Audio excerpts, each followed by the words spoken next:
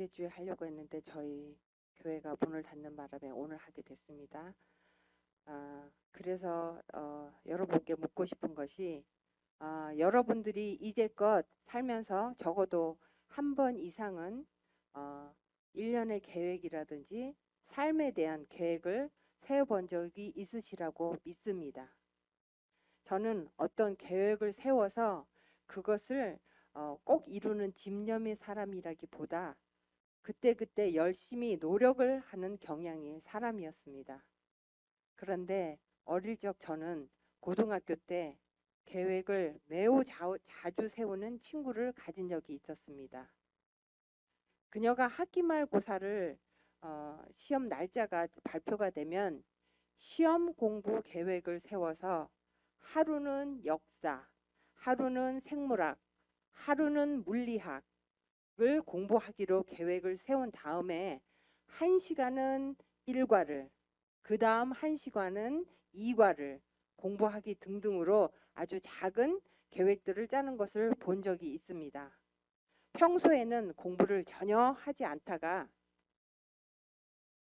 일주일이나 열흘 동안 많은 분량의 공부를 하루에, 그리고 1시간당 한 과를 대충 공부해서 좋은 성적을 얻으려는 그 황당한 계획을 세우는 친구를 보면서 저는 그 친구가 그저 계획을 세우는 것만으로도 왠지 뿌듯해한다는 것을 본 적이 있었습니다. 사관이 되고부터 저는 매년 한 해의 계획을 세우기 위해 플래너를 샀습니다. 올해가 되기 전에 작년 말에 저는 세일하는 곳에 가서 이 플래너를 샀습니다. 이 곳 안에는 올 한 해의 일정과 계획을 세우기 위해서 당신의 목표를 세워라라고 써진 페이지가 있었습니다. Set your goal. 그리고 이 안에는 개인적인 목표, 가족이나 친구들에 대한 목표, 그리고 영적인 목표를 세우라는 문구가 있었는데 이것이 저의 마음을 사로잡았습니다. 세상 사람들에게는 그저 자기 자신의 마음과 정신에 대한 목표라고 느껴지겠지만 저에게는 신앙인으로서 나의 하나님께 대한 영적 목표를 세우는 계기가 될 수 있었습니다. 그리고 이곳에 2가지를 썼습니다. 그리고 저는 구세근 핸더슨 연합영문의 영적 도전을 위해서 성도님들도 함께 올해의 영적 목표를 세워보시기를 권해드리고자 합니다. 왜냐하면 지금까지 주님께서 저희와 함께 계셔서 지난해와 같은 어려운 시기를 잘 견뎌낼 수 있었지만 올 2021년은 구세근 핸더슨 영문에게 특별히 더 좋은 해가 될 것이기 때문이라고 믿기 때문입니다. 우리는 주님의 한 포도나무에 달린 포도송이이므로 함께 목표를 세워서 함께 영적인 성장을 하기를 소망합니다. 세상에서 뛰어난 사람들에게서 찾아볼 수 있는 공통점은 그들이 먼저 삶의 목표를 세우고 그들의 시간과 재능과 열심을 그 목표를 성취하는 데 집중했다는 것입니다. 사람이 열정을 가지고 있는 일은 대부분은 성공한다는 말이 있습니다. 어떤 일을 이루기 위해서는 열정을 가지고 있는 것이 중요합니다. 그러나 그것만으로는 부족합니다. 집 한 채를 제대로 지으려면 세밀하고도 구체적인 설계도가 있어야 합니다. 마찬가지로 인생의 목표를 이루기 위해서도 그 목표를 성취하는 데 필요한 구체적인 계획이 있어야 합니다. 영적인 목표를 갖는 일도 마찬가지입니다. 마음에 소망하는 일이 있다면 그것을 목표로 삼고 그 일을 이루기 위한 밑그림을 그려야 합니다. 언제, 어떻게, 무엇을 하기 원하는지 구체적인 설교도를 그려보는 것입니다. 그리고 매일 자신이 세운 목표를 이루기 위해서 무엇을 해야 하는지 계획하는 시간을 가져야 합니다. 지난 시간 동안 여러분 자신이 하나님과의 관계에 문제가 있거나 소홀함이 있었다면 무엇보다 먼저 성경을 읽고 기도하는 시간에 우선순위를 두시기 바랍니다. 영적인 삶에 있어서도 우리에겐 도달해야 할 목표와 계획이 있어야 합니다. 우리가 목표가 무엇인지를 알고 있을 때 우리는 영성에 집중하여 우리 삶을 단순화하고 의미 있고 동기부여하여 하나님과 함께 영원으로 향할 수 있습니다. 만약 여러분들이 하나님을 향한 영적인 목표를 아직 세우지 못했다면 지금 생각해 보시기 바랍니다. 여러분들은 먼저 예수님처럼 하나님을 따르는 자가 되기를 원하십니까? 혹은 영적인 지도자가 되기를 원하십니까? 또는 자신의 삶을 통해 하나님을 나타내어 많은 사람들을 주님 앞으로 인도하기를 원하십니까? 우리는 어떻게 영적인 목표를 세울까요? 이 노력은 먼저 기도와 금식과 묵상의 전제 조건에서 하나님과 함께 시작되어야 하며 우리는 크리스천으로서 하나님을 염두에 두고 목표를 정해야 합니다. 예수님의 목적을 위해 우리의 영적 목표는 그리스도처럼 되는 것일지도 모릅니다. 우리는 그리스도와 같은 사람이 어떤 사람이고 어떤 행동을 하는지 우리의 마음속에 분명히 새겨야 합니다. 어쩌면 영적인 목표를 세우는 것이 항상 우리가 원하는 만큼 단순하고 간단하지 않을 수도 있습니다. 그러나 하나님께 자신의 생명과 정열을 다 바칠 수 있는 목표나 신념을 가질 때 우리는 삶의 충실감과 보람을 느끼실 수 있습니다. 그러나 삶 속에 영적 목표를 가지고 있지 않으면 우리의 믿음은 뒤처지고 맙니다. 우리가 계속해서 성장하는 믿음을 갖기 위해서는 분명한 목표를 의식하고 그것을 힘차게 추구해 나가야 합니다. 오늘날 수없이 많은 사람들이 영적인 정체를 겪거나 방황하거나 믿음을 잃어버리는 까닭은 하나님을 향한 아무런 계획이 없이 살아가기 때문인지도 모릅니다. 삶의 목표를 분명히 설정하고 그 목표를 향하여 전진하는 사람은 늙지 않습니다. 성장하는 믿음을 가진 사람이란 영적인 삶에 분명한 목표를 가진 사람입니다. 이런 사람에게는 항상 하나님의 성령이 함께 하셔서 지혜와 창조의 능력을 갖게 됩니다. 그러나 삶의 목표가 정해졌어도 그 삶의 목표가 하나님을 떠난 것이라면 그 삶은 실패하게 될 것입니다. 한 노인이 살고 있었습니다. 사람들이 그 노인에게 당신의 평생 소원이 무엇입니까?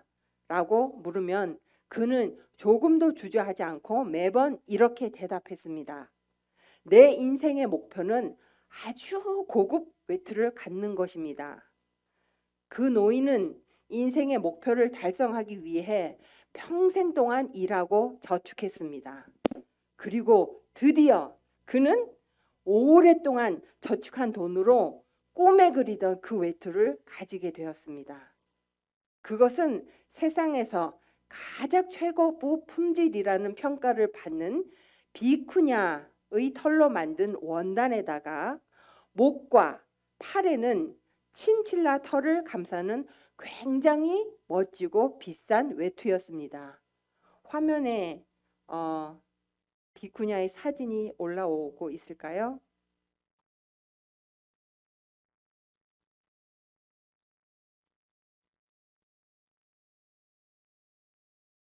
작은 낙타와 같이 생긴 이 비쿠냐의 동물은 이 털이 굉장히 가늘고 따뜻하고 가볍기 때문에 그 털 자체로만 해도 굉장히 값지고 비싸다고 합니다. 그리고 이 털이 굉장히 가늘고 부드러워서 기능 자격증을 가진 굉장히 고급 기술을 가진 사람이 아니면 이거를 가지고 옷을 제작하기도 매우 힘들다고 합니다. 또한 이 한 마리의 비쿠냐에게서 1년 동안 겨우 0.5kg 정도의 털을 채집할 수 있기 때문에 비쿠냐로 만든 남성의 오버코트는 대략 3만 달러가 넘는다고 합니다. 게다가 목과 팔 부분을 친칠라 털로 덮쳤으니 이 코트의 가격이 얼마나 비쌀지 상상이 됩니다. 그렇기 때문에 가장 뛰어난 기능사에게서 세상에서 가장 비싼 털로 맞춘 이 코트를 찾는 그날은 노인에게 있어서 성공한 날이자 삶의 목적을 이룬 날이었기 때문에 그 노인은 말할 수 없는 큰 기대감과 흥분된 마음으로 가득 찼습니다. 그 귀하고 멋진 옷을 입고 그는 어떤 임금님이나 대통령도 부럽지 않았고 세상을 다 가진 기분으로 집으로 향했습니다.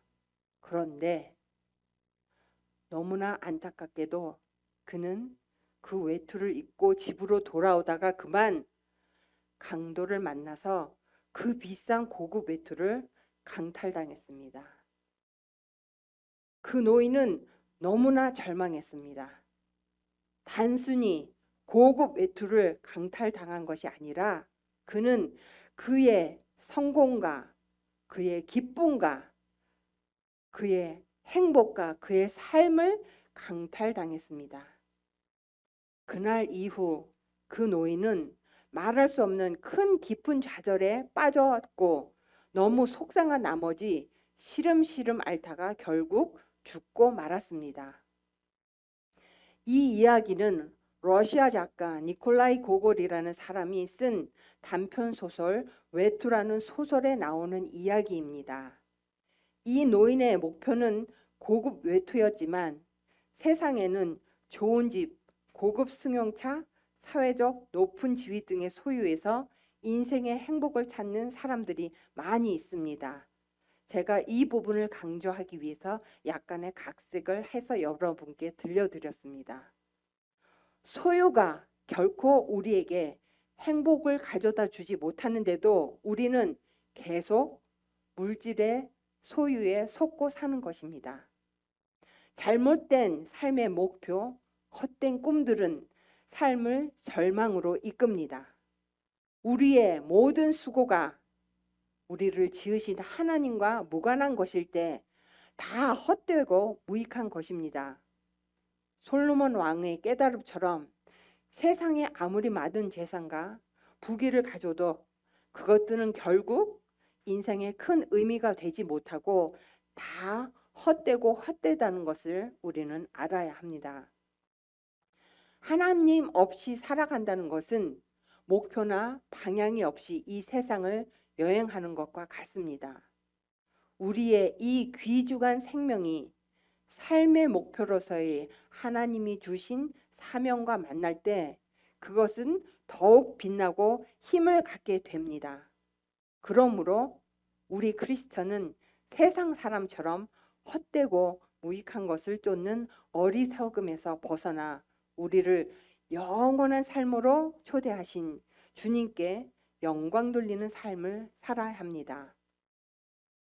마태복음 25장 14절부터 30절에는 주인이 종들에게 각각 5달란트, 2달란트, 1달란트를 나눠주고 오랜 시간 후에 주인이 돌아와 그 종들과 주인의 소유를 결산하는 내용이 있습니다.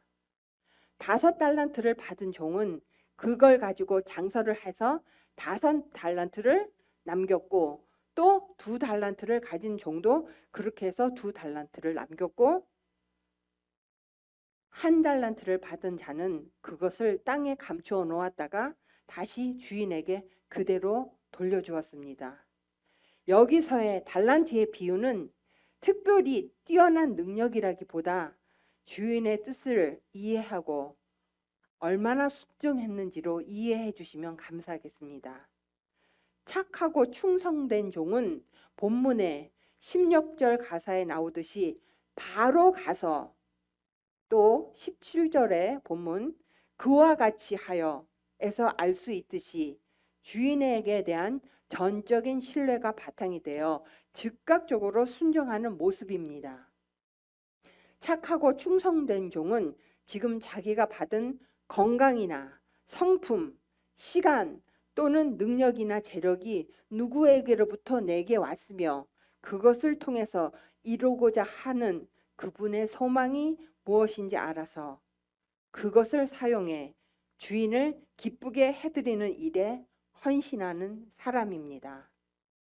이 달란트 비유를 통해 예수님은 하나님의 청지기인 우리가 얼마나 주인의 뜻을 제대로 알고 무슨 일에도 성실하게 순종하는가를 본 것입니다. 29절의 본문 무릇 있는 자는 받아 더 풍족하게 되고 라는 글귀의 말씀은 하나님의 일에 쓰임받는 신령한 자는 그 일을 하는 것만으로도 넘치는 축복을 이미 받은 것입니다. 하나님의 일이란 하면 할수록 세상과 비교할 수 없는 기쁨과 은혜가 30배, 60배, 100배로 기하급수적으로 늘어납니다. 나아가 나중에 천국 잔치에 참여할 때에도 당연히 주님의 큰 칭찬을 듣게 될 것입니다. 반면에 주인의 뜻을 잘 이해하지 못한 종, 즉 불신자들은 자기들도 하나님을 인정하고 알고 심지어 믿는다고 생각하지만 그것은 착각일 것입니다. 그들은 단지 자기들의 먹고 마시고 입을 것을 위해 빌며 기도하지만 하나님의 나라와 의는 전혀 생각하지 못합니다. 하나님으로부터 받은 건강, 지식, 경험 또는 재물들을 충분히 다 받았음에도 그것들을 사용해 하나님의 일을 해야겠다는 인식이 거의 없습니다. 오직 자신과 가족에게 큰일이 생기지 않기만 빌 뿐입니다. 무익한 종이란 바로 그런 자들입니다. 반면에 신자란 누구나 하늘의 직분을 감당하도록 부름받았고 세상에 보내어진 자입니다. 그래서 하나님은 모든 신자에게 충분하고도 완전한 달란트를 이미 다 주셨습니다. 그 달란트는 우리가 하나님께 그저 은혜로 받은 것입니다.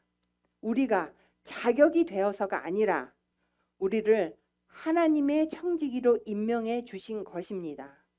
그것들은 그저 가지고만 있으러가 주신 것이 아니라 그것들을 사용하고 불려서 하나님께 많은 것으로 되돌려 드려 하는 우리의 의무인 것입니다. 그 재산, 즉 그 은혜를 땅속에 묻어두듯이 사용하지도 않고 불리지도 않고 그저 잘 보관만 한다면 한 달란트를 받은 불순종한 종이며 불신자의 것입니다. 그래서 신자는 스스로가 하나님을 위해 할 수 있는 일을 찾거나 자기에게 현재 맡겨진 바로 그 일을 통해 주님을 증거해야 합니다. 무엇을 먹든지 마시든지 주님의 영광을 위해서 해야 합니다. 그 일을 성실히 수행할 때에 바울 사도의 고백처럼 하나님의 능력이 그 일을 감당케 해주십니다. 자신의 능력 없음을 먼저 생각해서는 안 됩니다. 주님이 주시는 축복의 가나안 땅으로 들어가기 위해서는 하나님께서 요단강 물에 길을 열어주시기를 기다리지 말고 먼저 믿음으로 강에 발을 담가 하나님께서 물길을 열어주심을 경험해야 합니다. 그것이 곧 우리의 간증이 될 것입니다. 상급을 얼마나 받을 것인지 또는 일을 잘하지 못할까 염려하거나 그리고 다른 사람들의 핀자를 받을까 염려하여 달란트를 땅에 묻어두는 것은 참 믿음이 아닙니다. 우리 다 함께 에베소서 4장 14절을 읽으시겠습니다. 시작.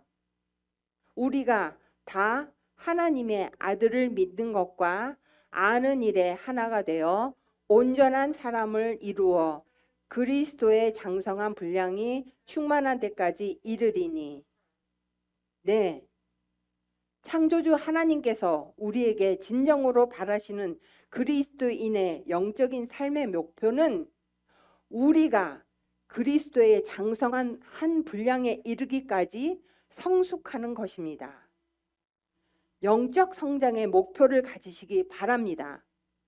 목표를 세우는 것을 위해 제가 이 자리에서 여러분께 권해드리고 싶은 4가지 과정이 있습니다. 먼저 하나님을 향한 여정의 큰 그림을 그리십시오. 그 큰 그림 안에 하나님을 향한 여러분들의 꿈, 생각, 그리고 주위를 둘러싸고 있는 사람들을 포함시켜서 일상에서, 교회에서, 가정에서, 직장에서 도전할 것들을 써보세요. 그리고 그 큰 그림에 나열된 것들을 보면서 2번째, 목표를 정하세요. 그 목표가 자신에게 너무 크다고 느껴지면 작은 목표들로 나누고 정한 기간마다 점검하고 그것들을 성취하기 위해 하나님께 도움의 기도를 드리세요. 3번째, 목표를 이루기 위한 하루하루의 계획을 세우세요.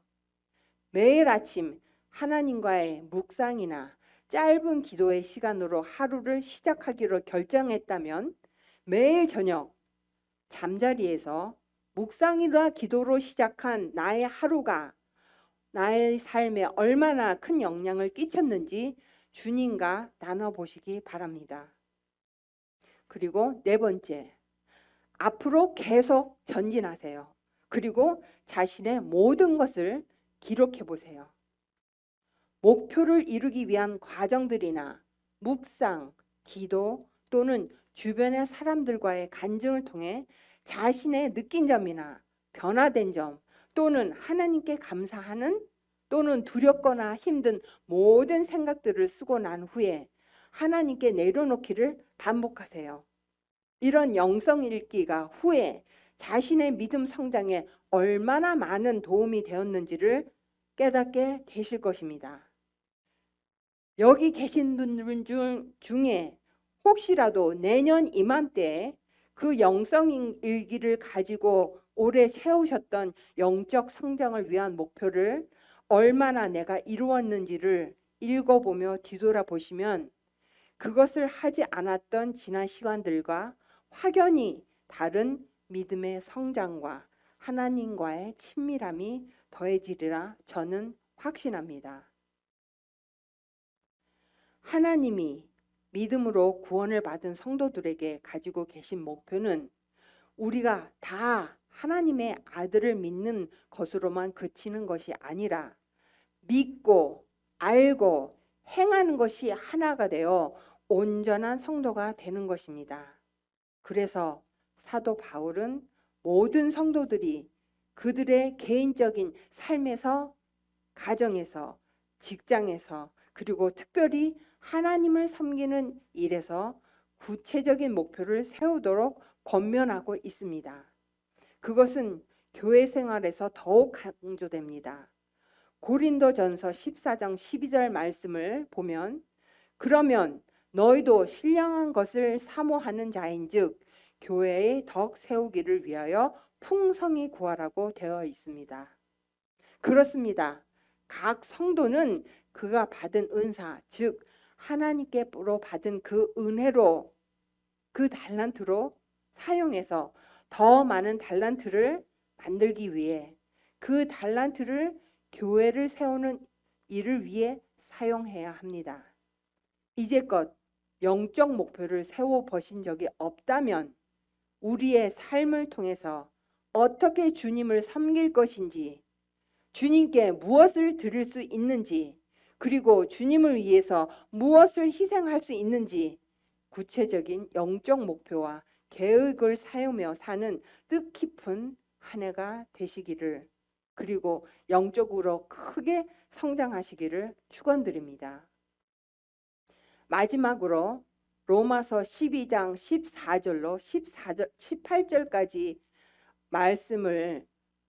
말씀은 구원받은 성도의 지침에 관한 말씀을 읽어 들으면서 오늘의 말씀을 마치겠습니다. 화면을 보시면서 여러분들도 마음속으로 함께 읽으시겠습니다. 우리가 한 몸에 많은 지체를 가졌으나 모든 지체가 같은 직분을 가진 것이 아니니 이와 같이 우리 많은 사람이 그리스도 안에서 한 몸이 되어 서로 지체가 되었느니라. 우리에게 주신 은혜대로 받은 은사가 각각 다르니 혹 예언이면 믿음의 분수대로, 혹 섬기는 일이면 섬기는 일로, 혹 가르치는 자면 가르치는 일로, 혹 권면하는 자면 권위하는 일로, 구제하는 자는 성실함으로, 다스리는 자는 부지런함으로, 긍휼을 베푸는 자는 즐거움으로 할 것이라. 사랑엔 거짓이 없나니 악을 미워하고 선에 속하라. 형제를 사랑하여 서로 우애하고 존경하기를 먼저 하여 부지런하여 게으르지 말고 열심을 품고 주를 섬기라. 소망 중에 즐거워하며 환난 중에 참으며 기도에 항상 힘쓰며 성도들의 쓸 것을 공급하며 손 대접하기를 힘쓰라. 너희를 핍박하는 자를 축복하라. 축복하고 저주하지 말라. 즐거워하는 자들로 함께 즐거워하고 우는 자들로 함께 울라. 서로 마음을 같이하여 높은 데 마음을 두지 말고 도리어 낮은 데 처하며 스스로 지혜 있는 채 말라. 아무에게도 악으로 악을 갚지 말고 모든 사람 앞에서 선한 일을 도모하라. 할 수 있거든 너희로서는 모든 사람으로 더불어 화평하라. 기도하시겠습니다. 주님, 당신께서는 태초에 우리에게 우리를 창조하실 적에 우리를 향한 계획이 있으셨습니다. 그것은 하나님을 찬양하고 예배하고 영광을 올려드리기 위함이었습니다. 하나님과 함께 친밀함을 나누며 사랑하는 것이었지만 우리는 하나님을 잊었고 주님을 부인했습니다. 그러나 당신은 오래 참으시며 우리에게 언제나 당신께 돌아갈 기회를 허락하셨습니다. 주님, 더 이상 저희가 하나님을 아는 어린아이와 같은 믿음에서 스스로 벗어나 그리스도의 장성한 분량으로 충만한 그리고 성숙한 믿음을 가진 자녀가 되게 이끌어 주시옵소서. 올 한 해 동안 정말로 크게 성장한 믿음을 가진 구세군 핸더슨 연합 영문 성도들이 되도록 모든 분들에게 큰 축복을 내려주시길 빌며 우리를 구원하신 주 예수 그리스도 이름 받들어 간절히 기도드렸사옵나이다. 아멘.